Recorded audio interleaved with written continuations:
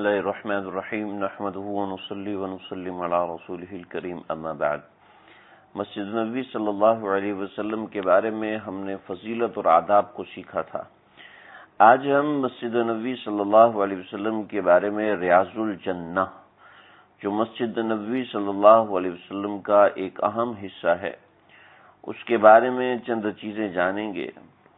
مسجد نبوی صلی اللہ علیہ وسلم کے ریاض الجنہ کا جو حصہ ہے، اس کے اندر 10 چیزیں ہیں۔ سب سے پہلے تو ہم ریاض الجنہ کو سمجھیں گے کہ ریاض الجنہ ہے کیا اور کیا ہے۔ اس کے بارے میں بنیادی چیزیں میں آپ کو انشاءاللہ عرض کروں گا۔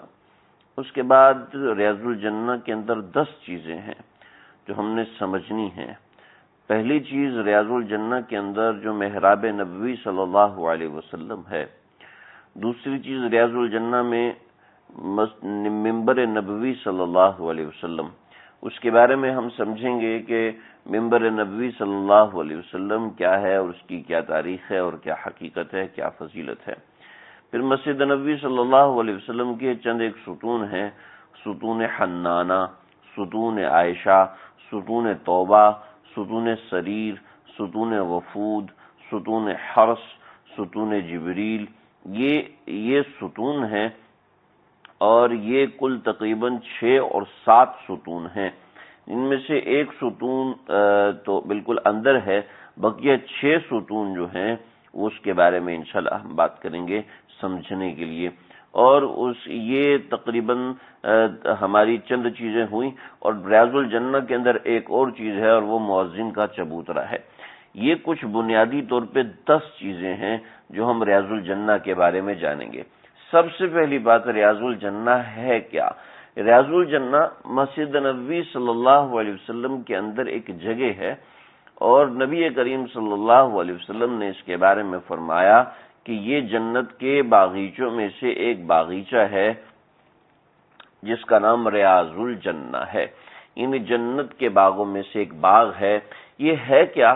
ایک طرف نبی کریم صلی اللہ علیہ وسلم کا گھر مبارک ہے، اور دوسری طرف آپ صلی اللہ علیہ وسلم کا منبر مبارک ہے۔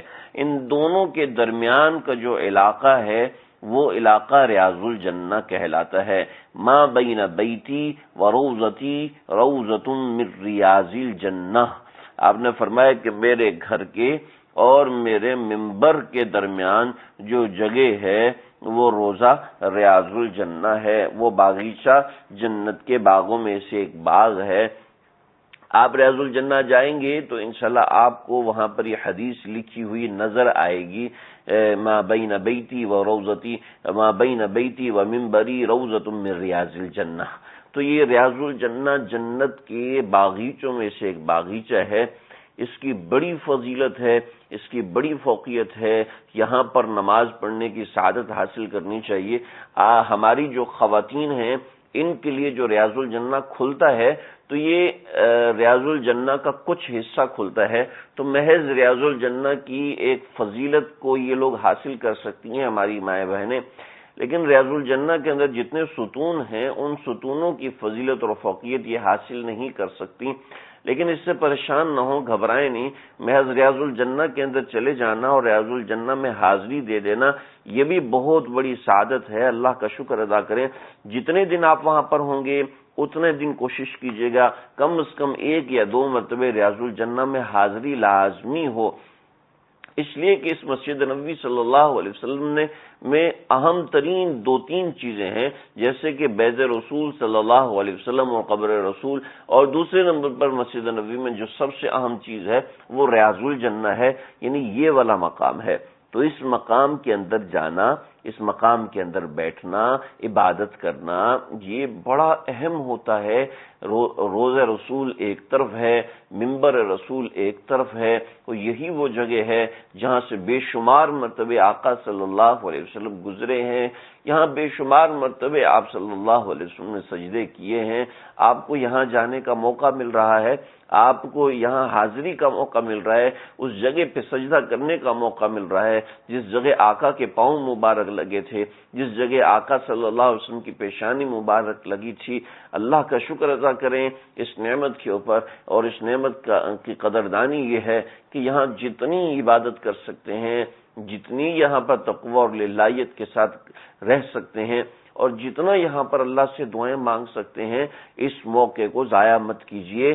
اللہ نے آپ کو موقع دیا، اگرچہ آپ آج یہاں بیٹھ کر بیان سن رہے ہیں، کل امید ہے کہ آپ اسی مقام پر بیٹھ کر آپ کو یہ باتیں یاد آئیں گی جو میں آج یہاں پر آپ کو سنا رہا ہوں۔ اللہ تعالیٰ مجھے اور آپ کو بار بار جانا نصیب فرمائے۔ ریاض الجنہ یہ مسجد نبوی صلی اللہ علیہ وسلم کا سب سے اہم ترین حصہ ہے۔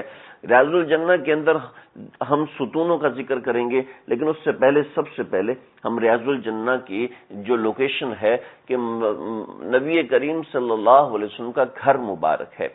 آپ صلی اللہ علیہ وسلم کا گھر مبارک کیا ہے، یہ ہم انشاءاللہ اپنے اگلے درس کے اندر اس کو میں بتاؤں گا کہ آپ صلی اللہ علیہ وسلم کے گھر کے بارے میں کیا کیا تفصیلات ہیں، کیا کیا اس کے اندر چیزیں ہیں، وہ میں انشاءاللہ آپ کو اگلی مرتبہ ذکر کروں گا۔ اس مرتبہ میں آپ کو آپ صلی اللہ علیہ وسلم کے گھر اور منبر کے درمیان جتنی جگہ ہیں اس کے حوالے سے بتاؤں گا۔ بالکل چھوٹی سی جگہ ہے، کوئی اتنی بڑی نہیں ہے ریاض الجنہ، لیکن اس کی فضیلت اور فوقیت بہت بڑی ہے۔ علماء نے لکھا ہے کہ یہ جنت کے باغوں میں سے باغ ہونے کا کیا مطلب ہے۔ بعضوں نے کہا کہ یہ قیامت کے دن جنت کا ایک حصہ بن جائے گا اور جنت کی ایک سیڑھی بن جائے گی، وغیرہ وغیرہ مختلف اقوال ہیں، آپ کو اس میں پڑھنے کی ضرورت نہیں ہے۔ ریاض الجنہ میں سب سے پہلی چیز منبر رسول صلی اللہ علیہ وسلم۔ منبر رسول صلی اللہ علیہ وسلم جس جگہ پر ہے یہ بڑی مبارک اور بڑی معتبر ترین جگہ ہے۔ آپ کو اللہ رب العزت اس کی زیارت نصیب فرمائے تو یہ ایک بہت بڑی سعادت ہوگی۔ یہی وہ منبر رسول ہے جس مقام پر آپ صلی اللہ علیہ وسلم کھڑے ہو کر خطبہ ارشاد فرمایا کرتے تھے۔ پہلے ایسے ہوتا تھا کہ آپ صلی اللہ علیہ وسلم ایک تنے کا سہارا لیتے تھے، کیونکہ آپ صلی اللہ علیہ وسلم ہمیشہ لمبا خطبہ دیا کرتے تھے۔ آپ کی عادت شریفہ تھی، آپ کو لمبا خطبہ دینا پسند تھا، اور آپ صلی اللہ علیہ وسلم خیر پسند تھا یا نہیں تھا اس کے بارے میں تو روایات میں نہیں آیا، لیکن آپ صلی اللہ علیہ وسلم طویل خطبہ دیتے تھے اور کھڑے ہو کے آپ صلی اللہ علیہ وسلم خطبہ دیا کرتے تھے۔ تو صحابہ کرام کو آپ صلی اللہ علیہ وسلم کا کھڑے ہونے سے کچھ تکلیف ہوئی کہ آپ کو اتنا طویل کھڑا ہونا پڑتا ہے، چنانچہ انہوں نے جہاں پر منبر رسول ہے اس کے منبر رسول کی طرف آپ رخ کر کے کھڑے ہوں اور منبر رسول کے طرف کے ساتھ آپ کا دائیں کندھا لگا ہو تو آپ کے سامنے بالکل ایک ستون ہے جو کہ 4 ستونوں کا مجموعہ ہے۔ اس جگہ پر اس کو ستون حنانہ کہتے ہیں، میں آگے بتاؤں گا۔ اس جگہ پر صحابہ کرام رضی اللہ علیہ مجمعین نے ایک تنا لا کے لگا دیا۔ آپ صلی اللہ علیہ وسلم اس تنے پر ٹیک لگا لیا کرتے تھے خطبے کے دوران، اس سے آپ کو استراحت ہوتی تھی۔ تو پھر صحابہ کرام نے عرض کیا کہ یا رسول اللہ ہم ایسا کرتے ہیں کہ آپ کے لیے ہم ایک منبر بنوا لیتے ہیں۔ چنانچہ جمعے کے دن ایک روز ایک درخت یا کھجور کے تنے کے پاس کھڑے ہوتے تھے تو انصار میں سے کسی نے عرض کیا کہ ہم آپ کے لیے منبر نہ بنا دیں، تو آپ صلی اللہ علیہ وسلم نے فرمایا جیسے تمہاری مرضی۔ تو انہوں نے بنا دیا، اور جمعے کا دن تھا، آپ صلی اللہ علیہ وسلم چڑھے تو وہ تنے نے چلانا شروع کر دیا۔ میں اس کے بارے میں انشاءاللہ آگے عرض کروں گا۔ تو سیدنا ابو ہریرہ رضی اللہ تعالیٰ عنہ نے یہاں پر آپ صلی اللہ علیہ وسلم نے منبر پر کھڑے ہو کر خطبہ دینا شروع کر دیا۔ سیدنا ابو ہریرہ فرماتے ہیں کہ نبی کریم صلی اللہ علیہ وسلم نے ارشاد فرمایا کہ میرے گھر اور میرے منبر کے درمیانی حصہ جنت کا ایک باغیچہ ہے، اور قیامت کے دن میرا یہ منبر حوض کوثر پر ہوگا۔ یعنی مطلب یہ کہ بعین ہی یہ منبر آپ صلی اللہ علیہ وسلم کا حوض کوثر پر ہوگا۔ ساری مخلوق جیسے زندہ ہو کے آئے گی اسی طرح یہ منبر بھی آئے گا۔ پھر ایک جگہ آپ صلی اللہ علیہ وسلم نے فرمایا میرا منبر جنت کے ترع میں سے ایک ترع پر ہوگا، یعنی ترع کہتے ہیں دروازے کو، یعنی جنت کے دروازوں میں سے ایک دروازے پر میرا منبر ہوگا۔ پھر ایک جگہ آپ صلی اللہ علیہ وسلم نے فرمایا کہ میرے منبر کے پائے بہشت کی سیڑھی ہوں گے، یعنی میرے منبر کے پائے جنت کی سیڑھی ہوں گے۔ تو یہ منبر آپ صلی اللہ علیہ وسلم نے اس کے بارے میں 2-3 باتیں ارشاد فرمائیں۔ یہ تینوں باتیں آپ ذہن میں رکھیں کہ آپ نے فرمایا کہ قیامت کے دن میرا منبر حوض کوثر پر ہوگا۔ دوسری جگہ فرمایا کہ قیامت کے دن میرا ممبر جنت کی طرح میں سے ایک طرح پر ہوگا، یعنی دروازوں میں سے ایک دروازے پر ہوگا، اور ایک جگہ فرمایا کہ میرے ممبر کے پائے جنت کی سیڑھی پر ہوں گے، جنت کی سیڑھی ہوں گے، یعنی ممبر کے پائے یہ جنت کی سیڑھی ہوں گے۔ یعنی جنت کی ایک چیز ہمیں دنیا میں دیکھنے کو مل رہی ہے، اس کا پہلا حصہ ریاض الجنہ ہے، اور اس کا دوسرا حصہ یہ ممبر رسول صلی اللہ تعالی علیہ وسلم ہے۔ جب آپ لوگ ریاض الجنہ میں داخل ہوں گے مرد حضرات، تو مرد حضرات کے لیے سسٹم ہوتا ہے کہ 3 قسم کی باڑ لگائی ہوتی ہے۔ آپ باب السلام سے داخل ہوں گے تو آپ کو اندر کوئی بھی داخل نہیں ہونے دے گا۔ آپ باب الصدیق سے داخل ہوں گے، باب ابی بکر صدیق سے داخل ہوں گے، یا باب الرحمہ سے اندر داخل ہوں گے تو آپ بآسانی ریاض الجنہ کے لیے کوشش کر سکتے ہیں۔ اس کے علاوہ آپ کسی دروازے سے داخل ہوں گے تو آپ ریاض الجنہ نہیں جا سکتے۔ اس کا طریقہ یہ ہے کہ آپ باب ابو بکر صدیق یا باب الرحمہ ان دروازوں میں سے، یہ باب السلام سے داخل ہوتے ہیں، تو یہ باب السلام سے بائیں ہاتھ پہ یہ دروازے ہیں، آپ ان دروازوں سے اندر داخل ہوں گے۔ جب آپ ان دروازوں سے اندر داخل ہوں گے تو آپ پہلے کچھ لوگ کھڑے ہوں گے، آگے باڑ لگا دیتے ہیں، آڑ لگا دیتے ہیں، پھر وہاں پر تقریباً آپ آدھا گھنٹہ تک کھڑے ہوتے ہیں تو پھر دوسری آڑ لگاتے ہیں، یہ آپ آگے سے جاتے ہیں تو ایک دوسری آڑ لگاتے ہیں، پھر اس کے بعد ایک تیسری آڑ لگاتے ہیں، تیسری آڑ کے بعد آپ ریاض الجنہ میں داخل ہو سکتے ہیں۔ آج کل ہر وقت تقریباً رش ہوتا ہے، رات کے وقت اگر آپ جائیں تو آپ کے لیے بڑی سہولت کا وقت ہوگا، ورنہ دن میں تو رش ویسے ہی زیادہ ہوتا ہے۔ تقریباً آدھ پون گھنٹہ آپ کو ہر آڑ سے پہلے کھڑا ہونا پڑے گا۔ اس کے لیے آسان طریقہ ہے کہ آپ اپنے ساتھ قرآن مجید رکھیں، قرآن مجید کی تلاوت کرتے رہیں، یا تسبیح رکھیں اور تسبیح کے ساتھ اس کی تلاوت تسبیح کے ساتھ ذکر اللہ میں مشغول رہیں۔ لوگ وہاں کھڑے ہو کے باتیں کرتے ہیں، یاد رکھیے کہ مسجد نبوی صلی اللہ علیہ وسلم نے کھڑے ہو کے اس طریقے سے باتیں کرنا یہ سخت ترین بے ادبی ہے، تو اپنے آپ کو اس سے بچائیے۔ تو آپ جب ریاض الجنہ میں داخل ہوں گے تو ممبر رسول صلی اللہ علیہ وسلم کے سامنے جب آپ پہنچیں گے، یا پھر ریاض الجنہ میں جہاں بھی آپ کو جگہ ملے وہاں آپ نفل پڑھیں، لیکن ابتدا میں آپ نے نفل پڑھنے ہیں۔ ریاض الجنہ کی جتنی فضیلت اور فوقیت ہے اس کو حاصل کرنے کی کوشش کرنی ہے، اور یہ جو چیزیں میں آپ کو بتا رہا ہوں اپنی آنکھوں سے ان کو پہچاننے کی کوشش کیجیے گا۔ ممبر رسول صلی اللہ علیہ وسلم، آپ قبلہ رخ ہوں گے تو آپ کے دائیں ہاتھ پہ ممبر رسول صلی اللہ علیہ وسلم ہوگا۔ یہ ممبر رسول جو آج یہاں موجود ہے یہ تقریباً 7واں ممبر ہے، یعنی 7واں ممبر ہے۔ آپ صلی اللہ علیہ وسلم کے زمانے میں جو ممبر تھا اس کی 3 سیڑھیاں تھیں۔ آپ صلی اللہ علیہ وسلم اوپر آخری سیڑھی پر کھڑے ہوتے تھے یا اس پر قیام کرتے تھے یا آپ اس پہ بیٹھتے تھے، تو یعنی تیسری سیڑھی پر آپ بیٹھتے تھے، دوسری سیڑھی پہ آپ کے قدمین مبارک ہوا کرتے تھے۔ پھر سیدنا صدیق اکبر رضی اللہ عنہ پہلی سیڑھی پر کھڑے ہوتے تھے اور دوسری سیڑھی پر آپ رضی اللہ عنہ بیٹھا کرتے تھے۔ پھر سیدنا عمر ابن خطاب رضی اللہ عنہ کا زمانہ آیا تو آپ اس جگہ پر بیٹھے، یعنی آخری سیڑھی یعنی تیسری سیڑھی پر بیٹھے جہاں پر سیدنا صدیق اکبر رضی اللہ عنہ کے قدمین مبارک ہوتے تھے، اور آپ کے قدمین یعنی آپ کے پاؤں مبارک زمین پر ہوتے تھے۔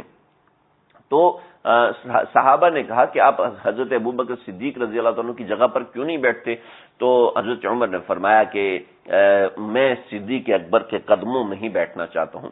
جب حضرت عثمان رضی اللہ عنہ کا دور آیا تو حضرت عثمان نے ایسا کیا کہ 6 مہینے تک تو نیچے بیٹھے، یعنی جہاں پر سیدنا ابو عمر ابن خطاب رضی اللہ عنہ بیٹھتے تھے 6 مہینے تک تو وہاں بیٹھے، اور 6 مہینے کے بعد پھر اوپر ہو کے یعنی کہ جہاں صدیق اکبر رضی اللہ عنہ بیٹھا کرتے تھے اس جگہ پر حضرت عثمان ابن عفان نے بیٹھنا شروع کر دیا۔ جب حضرت معاویہ رضی اللہ عنہ تشریف لائے، حج کے لیے حاضر ہوئے حضرت معاویہ، تو حضرت معاویہ نے ایسا کیا کہ اس ممبر کی 9 سیڑھیاں بنا دیں، 9 سیڑھیاں بنا دیں، اور تاکہ بعد میں آنے والے کسی پر اعتراض نہ کریں، اس لیے کہ لوگوں نے حضرت عثمان رضی اللہ عنہ پر اعتراض کرنا شروع کر دیا تھا۔ لوگوں نے حضرت عثمان رضی اللہ عنہ پر اعتراض کرنا شروع کر دیا تھا کہ آپ وہاں بیٹھنا کیوں شروع ہو گئے جہاں نبی کریم صلی اللہ علیہ وسلم بیٹھا کرتے تھے، یعنی حضرت عثمان نے وہاں بیٹھنا شروع کیا جہاں نبی صلی اللہ علیہ وسلم بیٹھا کرتے تھے۔ میں نے شروع میں غلط کہہ دیا۔ تو آپ وہاں کیوں بیٹھے؟ تو حضرت عثمان کا لوگوں نے بہت اچھے سے جواب دیا کہ اگر حضرت عثمان بھی ایسا کرتے کہ حضرت عمر فاروق جیسے نیچے بیٹھے تو حضرت عثمان اس سے نیچے بیٹھے تو پھر تو آپ کو ممبر کے نیچے کوئی کنواں کھدوانا پڑے گا کہ ہر خلیفہ دوسرے خلیفہ سے نیچے بیٹھتا جائے تو خلیفہ تو کنویں میں بیٹھ کر خطاب کرتا، پھر بڑی مشکل ہو جاتی۔ تو لہذا حضرت عثمان نے صحیح کیا، لیکن چونکہ ادب کی بات تھی تو حضرت معاویہ رضی اللہ عنہ نے ایسا کیا کہ ممبر کی 9 سیڑھیاں بنا دیں اور جو بھی امام بیٹھتا وہ 7ویں سیڑھی پر بیٹھتا۔ تو ممبر یہ تبدیل ہوتے گئے۔ جہاں ہم مسجد نبوی صلی اللہ علیہ وسلم کی تعمیر کے حوالے سے بات کریں گے جس درس میں، وہاں پر میں انشاءاللہ اس ممبر کی شکست و ریخت اور تفصیل انشاءاللہ اس کے حوالے سے عرض کروں گا۔ ممبر یہ تبدیل ہوتا رہا۔ اس کے بعد جب سلطان مراد سوم یہ آئے تو انہوں نے 998 ہجری کے اندر ایک ممبر بھیجا، اور جو ممبر مسجد نبوی صلی اللہ علیہ وسلم کے اندر تھا اس ممبر کو اٹھا کے مسجد قباء میں منتقل کر دیا۔ تو مسجد قباء میں اس وقت جو ممبر ہے وہ پہلے مسجد نبوی صلی اللہ علیہ وسلم کا ممبر تھا۔ یہ آج سے تقریباً پیچھے چلے جائیں، تقریباً 450 برس پرانا ممبر ہے جو سلطان مراد سوم نے بھیجا تھا۔ یہ ممبر جو ہے وہ انتہائی خوبصورت، یہ سنگ مرمر کا بنا ہوا ہے، اس کے اوپر سونا کاری کی گئی ہے، اعلیٰ نقش لگائے گئے ہیں، اوپر کی جانب بڑا خوبصورت سا گنبد اس کے اوپر بنایا گیا۔ آپ اگر ممبر رسول صلی اللہ علیہ وسلم کی تصویر دیکھیں تو اس کے اوپر بڑا خوبصورت سا ایک گنبد بنایا ہوا ہے، اور سنگ مرمر کے نازک ترین پاؤں، جو نازک ترین چیزیں ہیں بڑے خوبصورت انداز میں اس کو لڑا گیا ہے۔ اس کے دروازے پر جو کنگرے ہیں اس پر بھی سونا لگایا ہوا ہے، اور چمک دمک بالکل ایسی زبردست ہے کہ اس کے اوپر بالکل سونے کی پالش کی گئی ہے، اور یہ ممبر بالکل اسی جگہ پر رکھا گیا ہے جس جگہ نبی کریم صلی اللہ علیہ وسلم کا ممبر رکھا گیا تھا۔ لیکن آج کا جو ممبر ہے اس کی 9 سیڑھیاں نہیں ہیں۔ 9 سیڑھیاں حضرت معاویہ نے جو 9 سیڑھی والا ممبر بنایا تھا، یہ 9 سیڑھیاں تو اندر ہیں، 3 مزید باہر سیڑھیاں آ گئی۔ جو ابھی آپ دیکھیں گے ممبر رسول صلی اللہ علیہ وسلم کو تو اس کی 3 سیڑھیاں باہر ہیں اور باقی 9 سیڑھیاں اس کے اندر ہیں۔ تو جو امام ہے وہ 7ویں سیڑھی یعنی اندر سے 7ویں سیڑھی پر بیٹھتا ہے، یعنی اس حساب سے 10ویں سیڑھی پر بیٹھتا ہے، 9ویں سیڑھی پر وہ کھڑا ہوتا ہے۔ تو یہ آج کے زمانے میں جو ممبر ہے یہ اس کی یہ کچھ تاریخ ہے۔ تو یہ ممبر روضۃ من ریاض الجنہ، یہ اس کا ایک حصہ ہے، اور یہ ریاض الجنہ میں بڑا اس کا اہم کردار ہے۔ اس کے بارے میں احادیث اور روایات آپ نے سمجھ لی، سن لی، اس کی بڑی فضیلت اور فوقیت ہے۔ اس کو چومنا چاٹنا یہ مناسب نہیں ہے، مناسب عمل نہیں ہے۔ بعض لوگ اس کو برا بھی کہتے ہیں آج کے زمانے میں، اور بعض لوگ اس کو شرک بھی کہتے ہیں، اور بھی بہت سی چیزیں ہیں۔ لیکن بہرحال ہم ممبر رسول صلی اللہ علیہ وسلم کے بارے میں آپ نے اتنی سی بنیادی باتیں سمجھ لی۔ اب اس کو آگے لے کے چلیں۔ ریاض الجنہ کو آپ نے سمجھ لیا، ممبر رسول صلی اللہ علیہ وسلم کو آپ نے سمجھ لیا، جی بات سمجھ میں آ گئی، ہم آگے بڑھیں۔ سب سے پہلا ستون استوانہ حنانہ، یہ استوانہ حنانہ بھی اس کو کہتے ہیں اور استوانہ مخلقہ بھی کہتے ہیں۔ میں آپ کو جتنے بھی ستون دکھاؤں گا، جتنے بھی ستون کے بارے میں بتاؤں گا، یاد رکھیے گا ان سارے ستونوں کے اوپر لکھا ہوا ہے، لیکن وہ ایسی عربی میں لکھا ہے جو کہ علماء بھی بہت مشکل سے پڑھ سکتے ہیں۔ اگر پہلے سے سیکھے ہوئے ہوں، پتہ ہو تو وہ پڑھ سکتے ہیں، ورنہ وہ خط ثلث ایسے استعمال کیا گیا ہے اور ایسا گاڑا کر کے خط استعمال کیا گیا ہے کہ وہ اس کو جس کو پہلے سے پتہ ہو تو وہی سمجھ سکتا ہے۔ اس کے اوپر لکھا ہو ہذہ استوانہ، ہذہ اسطوانۃ المخلقہ، استوانہ مخلقہ بھی کہتے ہیں، استوانہ حنانہ بھی کہتے ہیں، لیکن اس کے اوپر ہذہ اسطوانۃ المخلقہ یہ لکھا ہوا ہے۔ یہ پہلا ہے۔ یہ آپ دیکھیں ممبر رسول صلی اللہ علیہ وسلم کے ساتھ اپنا دایاں کندھا لگائیں تو آپ کے بالکل سامنے جو ستون ہے وہ ستون استوانہ مخلقہ ہے۔ میں انشاءاللہ آپ کو تصویر دکھا دوں گا، اس تصویر کے اندر اس استوانہ کی طرف اشارہ کیا ہے۔ یہ وہ ستون ہے جس کے بارے میں میں نے ذکر کیا کہ آپ صلی اللہ علیہ وسلم یہاں پر ٹیک لگا کے خطبہ دیا کرتے تھے۔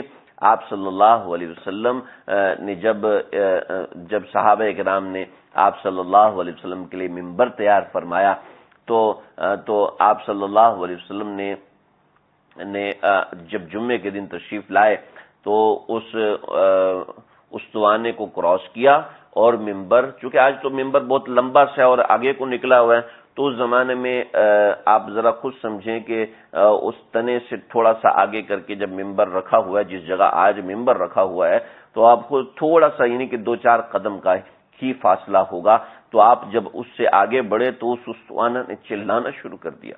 آئے ہائے، ہمارے آقا صلی اللہ علیہ وسلم سے تو تنے بھی محبت کرتے ہیں، میرے آقا صلی اللہ علیہ وسلم سے تو بے جان چیز بھی محبت کرتی ہے، اور ایسی محبت کرتی ہے، ایسی محبت کرتی ہے، ایسی محبت کرتی ہے کہ چلا اٹھی ہے. آپ صلی اللہ علیہ وسلم نے اس کے اوپر ہاتھ رکھا، اور بعض روایتوں میں ہے کہ آپ صلی اللہ علیہ وسلم نے اس کو اپنے سے لپٹا لیا، پھر اس نے چپ ہونے والے بچے کی طرح ہچکیاں لینا شروع کر دی. حضرت جابر کہتے ہیں چونکہ اس کے پاس اللہ کا ذکر ہوتا تھا، جو کہ نہ ہوا تو وہ رو پڑا. ہائے ہائے، ایک تنا بھی ہمارے آقا صلی اللہ علیہ وسلم سے محبت کرتا ہے. یہ ہمارے آقا صلی اللہ علیہ وسلم کا معجزہ ہے کہ تنے بھی آپ صلی اللہ علیہ وسلم کی محبت میں دیوانے ہو گئے تھے، بے جان چیزیں بھی آپ صلی اللہ علیہ وسلم کی محبت میں دیوانی ہو گئی تھیں. تو یہ استوانہ حنانہ کہتے ہیں بچے کی طرح رونے والا، بچے کی طرح چلانے والا، یہ استوانہ حنانہ ہے. حضرت حسن بصری جب یہ حدیث سناتے تھے نا تو رو پڑتے تھے، فرماتے تھے اللہ کے بندو، یہ لکڑی نبی اکرم صلی اللہ علیہ وسلم کی محبت میں تڑپی تھی، تو تم کو آپ صلی اللہ علیہ وسلم کی زیارت اور آخرت میں ملاقات کا کتنا شوق ہونا چاہیے، ہم کو کتنا شوق اور تڑپ ہونی چاہیے. امام بہقی فرماتے تھے کہ تنے کا چلانا اس بات کی دلیل ہے کہ کبھی کبھی اللہ جمادات میں بھی ایسا ادراک پیدا فرما دیتے ہیں جیسا کہ انسان میں ہوتا ہے. امام شافعی فرماتے تھے کہ اللہ تعالیٰ نے جو کچھ معجزات محمد رسول اللہ صلی اللہ علیہ وسلم کو عطا فرمائے ہیں وہ کسی اور نبی کو عطا نہیں کیے. کسی نے کہا کہ حضرت عیسیٰ کو تو مردہ زندہ کرنے کا معجزہ دیا گیا تھا، تو امام شافعی نے فرمایا آپ کو ستون کے زندہ کرنے کا معجزہ دیا گیا. مردہ تو پھر بھی زندہ ہو سکتا ہے، لیکن خشک تنے سے آواز آنا یہ تو اس سے بڑا معجزہ ہے. تو یہ وہ استوانہ ہے. نبی کریم صلی اللہ علیہ وسلم خطبہ تو وہاں اس منبر سے دیا کرتے تھے، لیکن نماز آپ صلی اللہ علیہ وسلم یہاں پہ آ کے پڑھا کرتے تھے. آج اب دیکھتے ہیں کہ وہاں پر ایک محراب بنی ہوئی ہے جو کہ محراب النبی صلی اللہ علیہ وسلم، اس کے اوپر لکھا ہوا ہے. یہ آپ صلی اللہ علیہ وسلم کی محراب ہے. چند سال پہلے آگے محراب عثمانی میں نماز ہوتی تھی. مسجد نبوی کی تاریخ جب ہم پڑھیں گے تو انشاءاللہ اس محراب کا تعارف ہوگا. تو محراب نبی صلی اللہ علیہ وسلم جو ریاض الجنہ میں بنی ہوئی ہے، تو یہ محراب النبی صلی اللہ علیہ وسلم، یہاں پر آپ صلی اللہ علیہ وسلم نماز پڑھا کرتے تھے. امام مالک رحمۃ اللہ علیہ سے کسی نے سوال کیا کہ مسجد نبوی میں کہاں نماز ادا کرنا آپ کو پسند ہے، تو فرمایا نفل تو نبی کریم صلی اللہ علیہ وسلم کے مصلی پر اور فرض پہلی صف پر، یعنی وہ آپ صلی اللہ علیہ وسلم کے مصلی سے مراد وہی استوانہ حنانہ کے پاس، یعنی اس کو استوانہ مخلقہ بھی کہتے ہیں اور استوانہ صحف بھی کہتے ہیں. استوانہ مخلقہ اس لیے کہتے ہیں، مخلقہ کہتے ہیں خوشبو کو، کیونکہ بعد میں یہاں پہ بخور رکھا جاتا تھا، خوشبو رکھی جاتی تھی، تو اس وجہ سے. اور خلوق کہتے ہیں، نہیں مجھ سے غلطی ہوگی، معافی چاہتا ہوں. اس پر خلوق یعنی خوشبو لگائی جاتی تھی، بخور تو نہیں لگایا جاتا، بخور تو پھر بعد کی چیز ہے. تو اس پہ خلوق نامی خوشبو لگائی جاتی تھی، تو اس وجہ سے اس کو استوانہ مخلقہ کہتے تھے. بعد میں یہ تنا بوسیدہ ہو گیا. ابن ماجہ کی روایت ہے ابی ابن کعب اپنے گھر لے گئے تھے اور وہیں پر یہ پھر کے ختم ہو گیا. بعضوں نے کہا نہیں ایسا نہیں ہے، بلکہ دوسری اور بھی مضبوط روایتیں ہیں، یعنی اس کی نسبت مضبوط روایتیں ہیں کہ منبر کے نیچے استوانہ کو دفن کر دیا گیا. تو جو قوی روایت ہے وہ یہی ہے کہ منبر کے نیچے، قوی تو ساری روایتیں ایک جیسی ہیں، ممبر کے نیچے اس استوانے کو دفن کیا گیا، یا ممبر کے تھوڑا سا دائیں طرف اس کو دفن کیا گیا۔ بہرحال یہ دوسری چیز ہو گئی، اور اس کے ضمن میں ہم نے محراب النبی صلی اللہ علیہ وسلم کا بھی ذکر کیا۔ ایک تیسری محراب بھی آپ کو نظر آئے گی جو کہ محراب عمر فاروق رضی اللہ تعالیٰ عنہ ہے، تو وہ الگ چیز ہے، انشاءاللہ ہم اس کے اوپر بھی بات کریں گے کبھی۔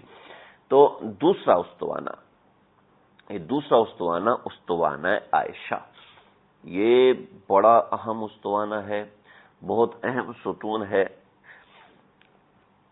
ممبر رسول صلی اللہ علیہ وسلم سے تیسرا، دیکھیں ممبر رسول صلی اللہ علیہ وسلم کی طرف سے تیسرا جو پلر ہے وہ پلر استوانہ عائشہ ہے۔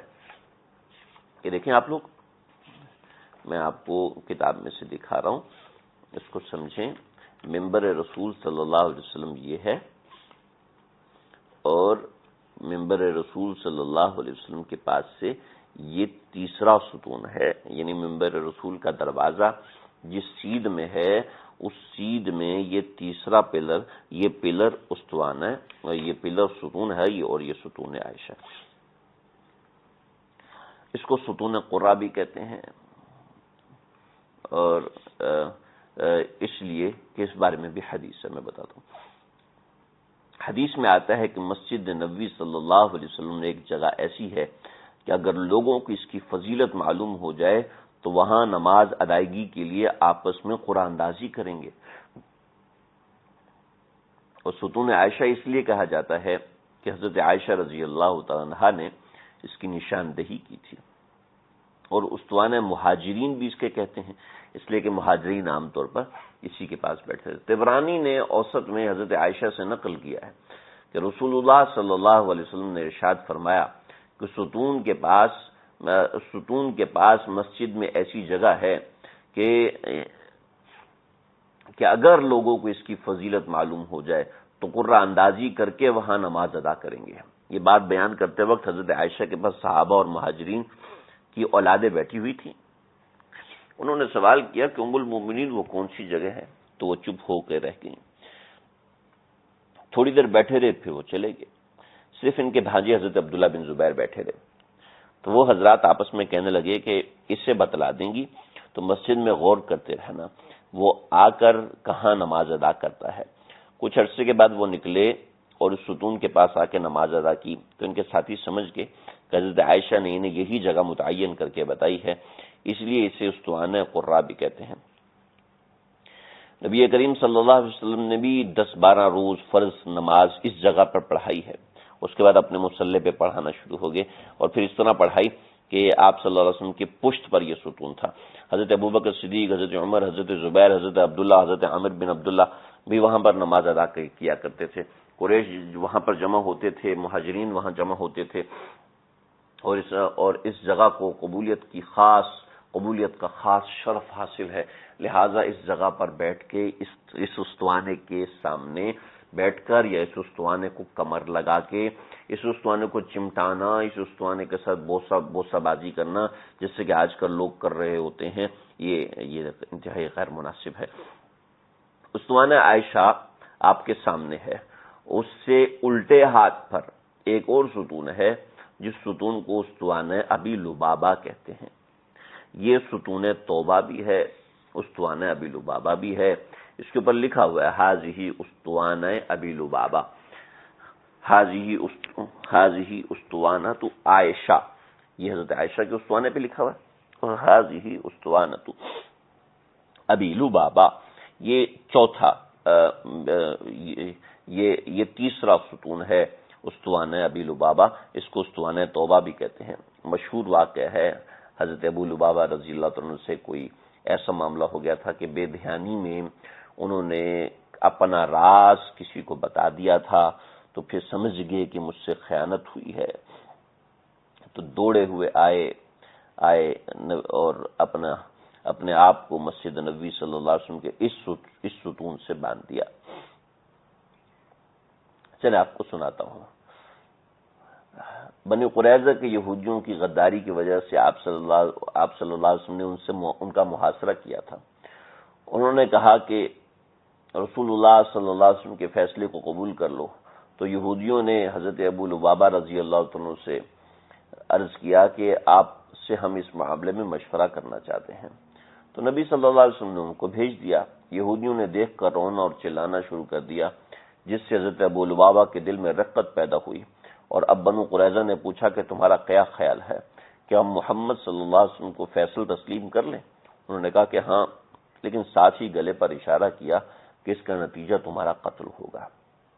حضرت ابو لبابہ کا بیان ہے کہ باخدا مجھے اس وقت خیال آیا کہ میں نے خدا اور اس کے رسول کی خیانت کی۔ ابو لبابہ نبی کریم صلی اللہ علیہ وسلم سے ملے بغیر مسجد نبوی میں آئے اور مسجد کے ستون سے اپنے آپ کو باندھ دیا اور کہا کہ اس حال میں رہوں گا تاں کہ اللہ میرے اس فعل پر میری توبہ کو قبول نہ فرما لے، اور عہد کیا کہ اب بنی قریظہ کے ہاں کبھی نہ جائے گا، نہ ہی اس کی سرزمین پہ پاؤں رکھے گا جہاں وہ اللہ اور اس کے رسول کی خیانت کا مرتکب ہوا۔ انہوں نے جب واپسی میں دیر کر دی تو رسول اللہ صلی اللہ علیہ وسلم کو سارا قصہ بتایا گیا۔ آپ نے فرمایا کہ اگر وہ سیدھا میرے پاس آ جاتا تو میں اس کے لیے استغفار کرتا، اب چونکہ اس نے خود یہ کام کیا ہے تو میں اسے کبھی نہ کھولوں گا تاکہ اللہ اس کی توبہ قبول فرما لے۔ کچھ دنوں بعد سحری کے وقت نبی اکرم صلی اللہ علیہ وسلم پر وحی نازل ہوئی، ابو لبابہ کی توبہ قبول کر لی گئی ہے۔ اس وقت آپ حضرت ام سلمہ کے گھر تھے۔ وہ فرماتی ہیں کہ میں سحری کے وقت نبی کریم صلی اللہ علیہ وسلم کو مسکراتے دیکھا تو عرض کیا کہ یا رسول اللہ، اللہ آپ کو مسکراتا رکھے، کس بات پہ آپ مسکرا رہے ہیں؟ فرمایا کہ ابو لبابہ کی توبہ قبول کر لی گئی ہے۔ تو انہوں نے عرض کیا کیا میں اسے خوشخبری نہ دے دوں یا رسول اللہ؟ آپ نے فرمایا اگر تمہاری مرضی ہو تو کیوں نہیں۔ اپنے حجرے کے دروازے پر کھڑی ہو گئیں اور فرمایا ابو لبابہ مبارک ہو، اللہ نے تمہاری توبہ قبول کر لی ہے۔ حضرت ام سلمہ فرماتی ہیں کہ لوگ حضرت ابو لبابہ کو کھولنے کے لیے دوڑ پڑے تو انہوں نے عرض کیا کہ بخدا اللہ کے رسول ہی مجھے اپنے بابرکت ہاتھوں سے کھولیں گے۔ صبح کی نماز کے لیے نبی اکرم صلی اللہ علیہ وسلم حجرے سے نکلے تب انہیں کھولا۔ تو یہ وہ ستون ہے جہاں اس صحابی کی توبہ قبول ہوئی۔ تو یہ دو تین بہت اہم ستون ہیں۔ ایک اور ستون ہے اس سے بھی الٹے ہاتھ پہ، وہاں پہ صاف لکھا ہوا نظر آیا ھذہ اسطوانۃ السریر۔ آپ صلی اللہ علیہ وسلم جب مسجد نبوی میں اعتکاف فرماتے تھے تو آپ کی نشست یہاں لگتی تھی، لیکن اس استوانے کے قریب پہرا لگا ہوتا ہے، کوئی وہاں پر جا نہیں سکتا، کوئی نماز پڑھ نہیں سکتا، بس اس کو دیکھ کر اس جگہ کی زیارت کر سکتے ہیں۔ نبی کریم صلی اللہ علیہ وسلم رمضان کے آخری عشرے میں اعتکاف بیٹھتے تو استوانہ توبہ کی پچھلی طرف آپ کا بستر یا چارپائی بچھا دیا جاتا۔ یہ جگہ ریاض الجنہ میں استوانہ سریر کے قریب ہو تو وہ آپ صلی اللہ علیہ وسلم کے بال کے سر کے برابر ہوگا۔ اس جگہ کی عظمت کی وجہ سے امام مالک مسجد نبوی میں اس جگہ پہ بیٹھتے تھے جہاں حضور صلی اللہ علیہ وسلم اور فاروق اعظم بیٹھتے، جس کا اعتکاف کے لیے یہیں پر بھی اور جن کا اعتکاف کے لیے بستر بھی یہیں پر بچھایا جاتا ہے۔ اس سے تھوڑا پیچھے آئیں تو ایک اور استوانہ ہے، استوانہ حرس۔ اسے حرس اس لیے کہتے ہیں کہ جو یہاں وہ صحابہ بیٹھتے تھے جو آپ کی حرس پر یعنی چوکیداری پر مامور ہوتے تھے، حفاظت پر مامور ہوتے تھے، اور عام طور پر حضرت علی یہاں پر ہوتے تو اسے استوانہ علی بھی کہتے ہیں، اس لیے کہ وہ یہاں پر نماز پڑھتے تھے۔ نیز آپ صلی اللہ علیہ وسلم کی حفاظت کی ذمہ داری بھی تھی۔ اس طرف حضرت عائشہ کے کمرے کا دروازہ کھلتا تھا جس سے آپ تشریف لاتے اور ریاض الجنہ میں نماز پڑھتے، یعنی اس جگہ سے آپ صلی اللہ علیہ وسلم باہر تشریف لایا کرتے تھے، یہیں سے دروازہ کھلا کرتا تھا حضرت عائشہ کے کمرہ مبارک کا۔ جب ہم حجر مبارک کے حوالے سے بات کریں گے تو اس کے حوالے سے انشاءاللہ ذکر کریں گے۔ بہت سے عمرائے مدینہ بھی اس ستون کے قریب نماز پڑھا کرتے تھے۔ حاکم کی روایت ہے کہ حضرت عائشہ فرماتی ہیں کہ جب یہاں نبی کریم صلی اللہ علیہ وسلم کا پہرا دیا جاتا تھا کہ یہاں تک کہ آیت نازل ہوئی کہ واللہ یعصمک من الناس، کہ اللہ آپ کی حفاظت لوگوں سے کریں گے، تو نبی اکرم صلی اللہ علیہ وسلم نے فرمایا لوگوں چلے جاؤ، اللہ نے میری حفاظت کی ذمہ داری لے لی ہے۔